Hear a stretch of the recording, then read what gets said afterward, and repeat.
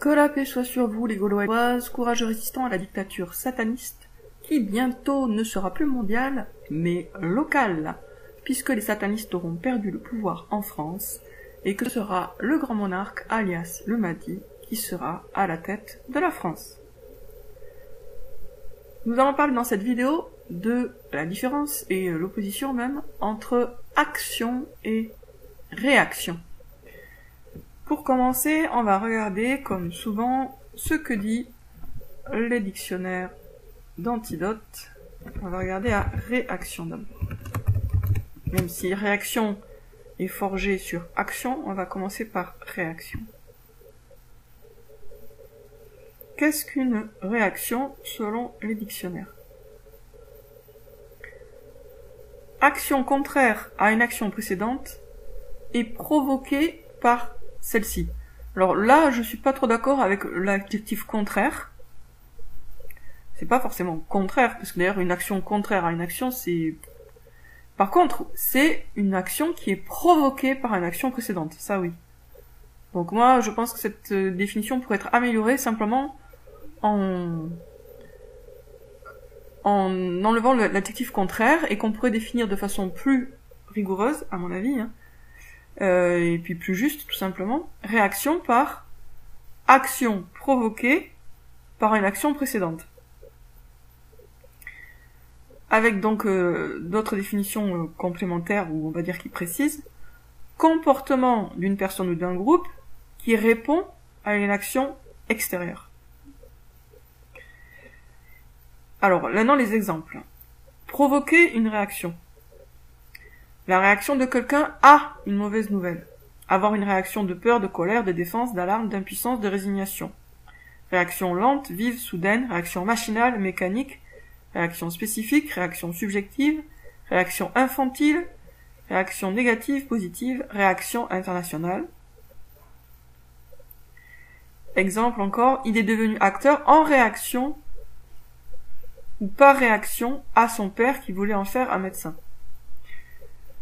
Donc en fait, une réaction, c'est une action ou un comportement d'une personne ou d'un groupe qui est provoqué par une action antérieure et extérieure. Extérieure en ce sens que c'est pas, on réagit pas à ses propres, en général quand on emploie le mot réaction, on ne réagit pas à ses propres pensées, même si on y réagit aussi, mais on considère qu'on réagit aux actions de quelqu'un d'autre, enfin une action qui vient de l'extérieur. Donc on a d'abord une action extérieure, et la réaction, c'est l'action provoquée par cette action extérieure, l'action ou le comportement, qui est la réponse à cette action extérieure. Autre définition de réaction, manière dont réagit quelque chose, la réaction d'une voiture à l'accélération. Ensuite, on a aussi courant politique conservateur qui s'oppose au progrès et à l'évolution de la société, révolution et réaction. En physiologie, réponse d'un organisme vivant à un stimulus à une modification du milieu. Donc il y a pas mal l'idée de réponse. Par exemple, je reprends, donc provoquer une réaction, mais la réaction elle-même, voilà, comportement d'un groupe, d'une personne qui répond à une réponse extérieure. Donc, en physiologie, réponse d'un organisme vivant à un stimulus à une modification du milieu. Réaction de défense de l'organisme, réaction à un vaccin, réaction tactile, visuelle, auditive, réaction mélangée, réaction vaccinoïde, réaction phylactique, réaction de rejet, temps de réaction à un stimulus.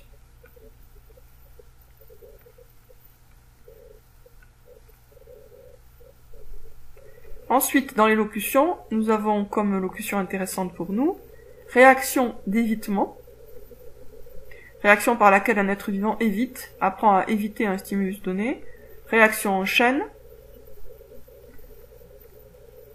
etc. Donc, vous voyez, la réaction, c'est une action ou une réponse à quelque chose d'autre qui vient avant. Donc la réaction, c'est une réponse à une première action qui vient, elle, de l'extérieur. Et c'est ça qui est important de comprendre. Parce qu'en fait, comprendre ce que c'est qu'une réaction permet de comprendre qu'on doit au maximum éviter de réagir. Alors maintenant, on regarde les synonymes de réaction.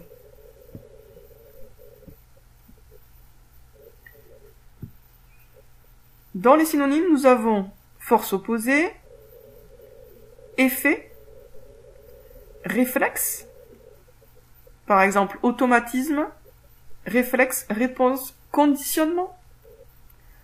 On a aussi réponse, réplique, réponse, riposte, répartie, objection, opposition,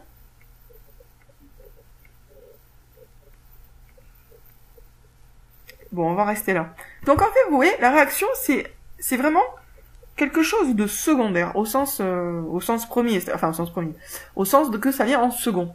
La réaction vient après une action qui vient d'où? De l'extérieur. C'est ça qui est important de comprendre. Donc en fait, c'est une réponse, souvent involontaire, à une action, une première action qui est elle extérieure, qui ne vient pas de nous. Donc quand nous réagissons, nous répondons à une action extérieure qui ne vient pas de nous. Et ça, c'est important à comprendre. Vraiment. C'est important à comprendre pour sa vie, hein, pour sa vie quotidienne. En fait, c'est pas juste métaphysique. Ça correspond à des choses que l'on vit tous les jours. Alors maintenant, on va chercher la définition de action.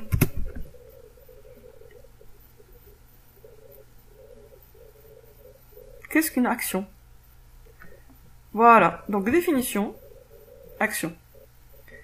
Ce que fait quelqu'un et qui réalise une volonté, une pulsion, cette faculté.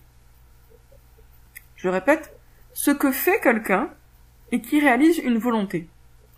C'est-à-dire, je vais éclaircir cette définition qui n'est pas très claire. Ce que fait quelqu'un parce qu'il le veut. Action, c'est ça la définition d'action. Ce que fait quelqu'un parce qu'il le veut. Ce que quelqu'un fait parce qu'il le veut. Alors, des exemples, passer de la réflexion à l'action, faire une bonne action, une action décisive, une action d'éclat. Et ensuite, des sens un peu différents, fait d'agir, activité, déploiement d'énergie, aimer l'action, homme d'action, etc. Donc, dans les synonymes, on va voir que ça se confirme, il y a bien l'idée de volonté. Action, synonyme, acte, choix, comportement, conduite, décision, démarche, entreprise, faire, fait, geste, intervention, manifestation, réalisation. Donc il y a bien décision et choix dans les synonymes d'action. On voit bien le rapport avec la volonté. L'action, c'est ce que fait quelqu'un parce qu'il le veut, parce qu'il en a la volonté. Bon, après on a des synonymes qui ne nous intéressent pas particulièrement.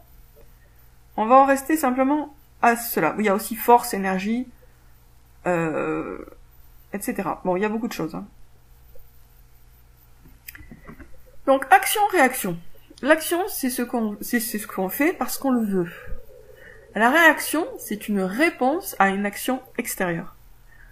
Quand nous réagissons, nous n'agissons pas. C'est-à-dire que on est en train de répondre à quelque chose, mais on ne prend pas l'initiative.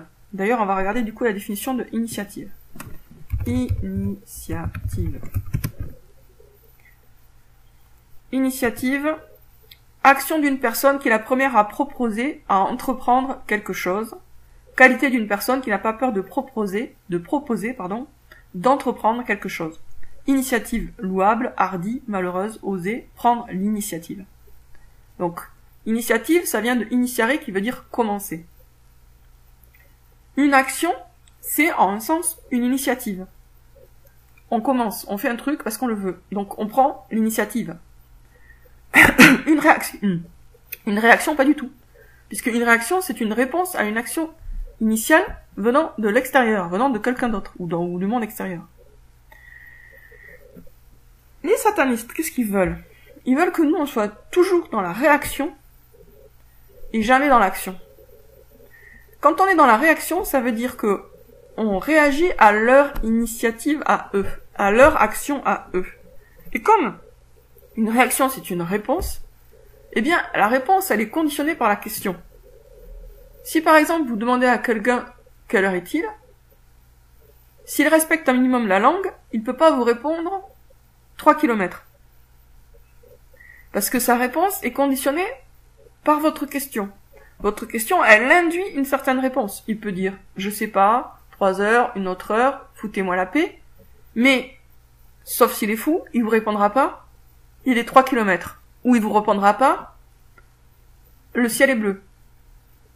Parce que c'est hors sujet par rapport à la question, et que vous êtes à l'initiative de la question. Donc vous êtes à l'initiative, et lui, il ne peut que réagir. Réagir d'une manière ou d'une autre, mais réagir. Il n'a pas la main. C'est vous qui avez la main puisque vous avez posé la question. Quand on réagit, on n'a pas la main.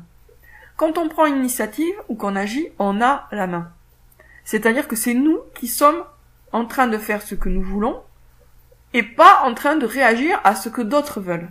Et c'est toujours le problème, c'est qu'on reste trop prisonnier du paradigme de la dictature sataniste et on prend pas assez d'initiative. Et je veux pas dire par là que l'initiative, ça consisterait à descendre manifester. C'est déjà prendre conscience de ce dont je vous parle là, pour, dans sa vie, se poser sans arrêt la question de qu'est-ce que je veux, quels sont mes objectifs, les définir bien sûr, et puis quand on les a bien définis, les cultiver, travailler son mental pour qu'ils deviennent des fils conducteurs de notre vie et qu'ils orientent toutes nos actions. Si vous avez des objectifs mais que vous les oubliez, vous n'avez pas d'objectif. Un objectif, c'est quelque chose qu'on a sans arrêt devant les yeux, dans la tête, dans le cerveau. Il faut que ce soit toujours présent pour que ce soit vraiment un objectif. Sinon, c'est pas un objectif. Sinon, c'est juste un rêve, un vague rêve qu'on range sur une étagère et qu'on oublie pour le retrouver 10 ans plus tard avec de la poussière. Pour agir, c'est, je vous l'ai dit, action d'une personne, l'action, je reprends la définition de action.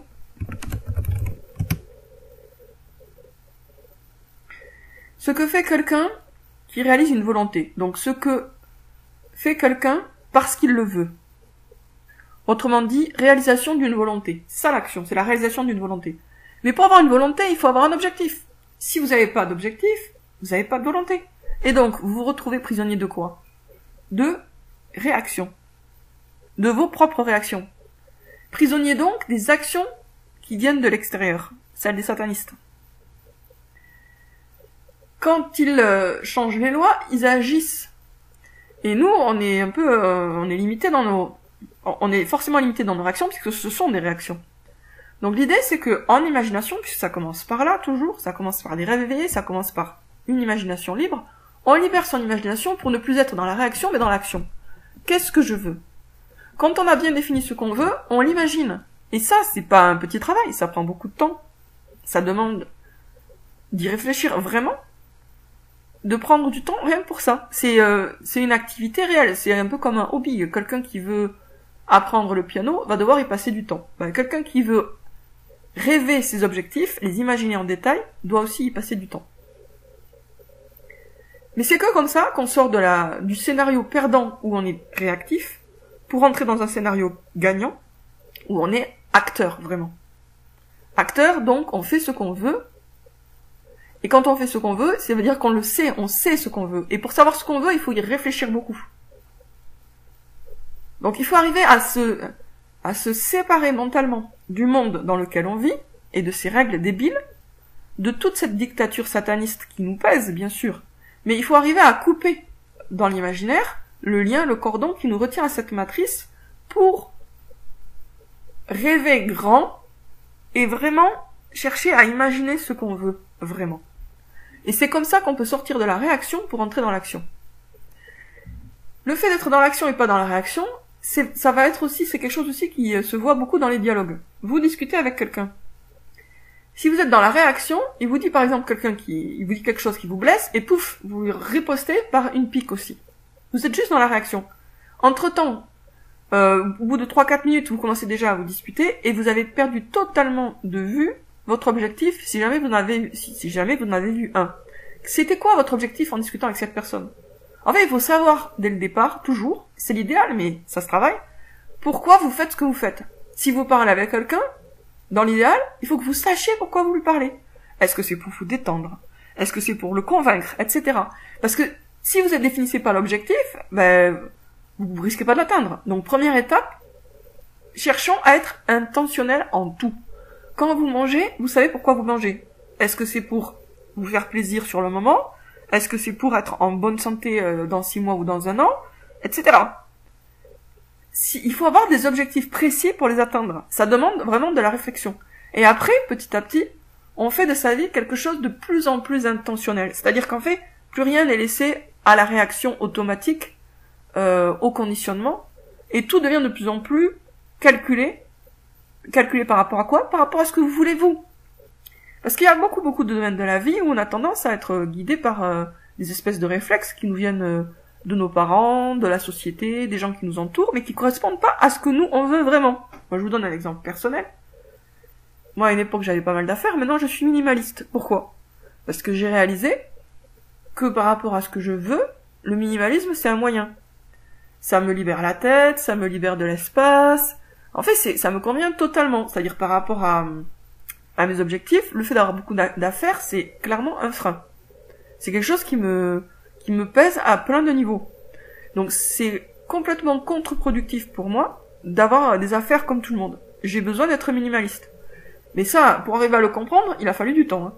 Donc après je suis arrivé au stade où je l'ai vraiment compris, et maintenant je suis au stade où je le mets en pratique. Donc maintenant j'ai très peu d'affaires. Toutes mes affaires rentreraient dans un petit caddie. Voilà, toutes les affaires que j'ai sur cette terre. Et ça me convient parfaitement. Mais pour arriver et je suis pas minimaliste pour faire bien, c'est pas du tout une histoire de mode. C'est vraiment que c'est une façon d'être qui est alignée avec mes objectifs. Elle m'aide à atteindre mes objectifs. J'ai besoin d'être comme ça. C'est pas un luxe pour moi. Mais en fait, pour tout, pour l'alimentation, etc., vous avez une façon de manger, une façon de vivre, une façon de tout, qui va vous aider à atteindre vos objectifs, et une autre qui va vous freiner. Mais encore faut-il, toujours pareil, je reviens sur ce point-là, connaître vous-même vos objectifs. Si vous voulez par exemple être plus organisé, en fait c'est pas un objectif ça, parce que organiser pour faire quoi? Être organisé pour être organisé, ça ne marche pas, parce que c'est un objectif vide en fait. La question c'est, par exemple, si vous rêvez d'être organisé, demandez-vous, ok, imaginons que je suis déjà organisé, je fais quoi en fait? Qu'est-ce que je fais de mon temps? Si ça y est, tous mes problèmes d'organisation sont résolus. Qu'est-ce que je fais de mon temps? Il faut arriver à définir vraiment ses objectifs de façon précise pour ensuite mettre sa vie en conformité avec eux. Voilà, sur ce, je vous dis à très bientôt les amis pour une prochaine vidéo.